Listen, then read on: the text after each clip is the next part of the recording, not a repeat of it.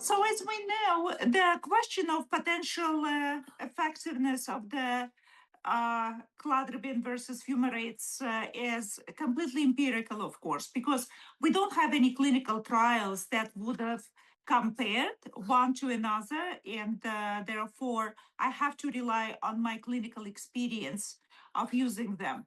And either one class can be effective for different patients, but within the scenario of the same patient during different stages of life, there could be a need for one versus another.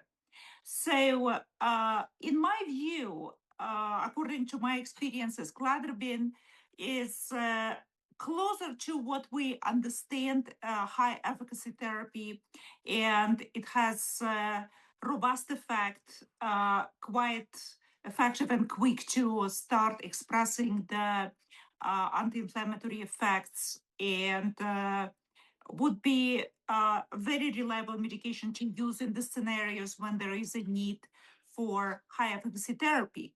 At the very same time, the fumarates can be very reliable disease-modifying therapies, especially for the patients who may not be in need of immediate higher efficacy anti-inflammatory therapies. So coming from that scenario, of course, we understand that those two classes of medications could be very well suited for different scenarios. However, even within the same patient, there might be a situation that there could be a good reason to switch from one to another.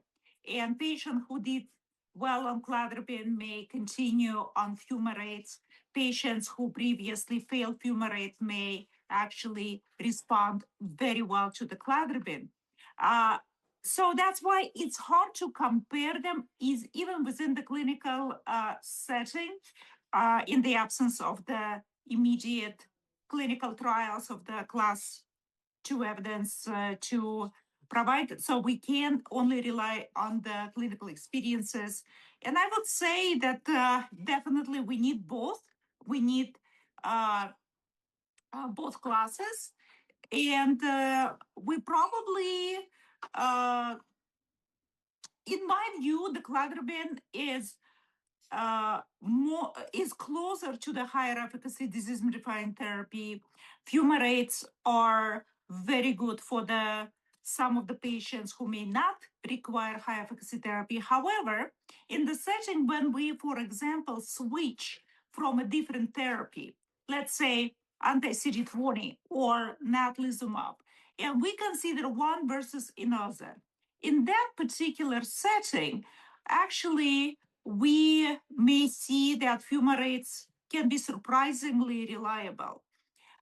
It's not necessarily a promise for every single scenario, but we can actually see fumarates carrying after the high efficacy therapy in a very good way.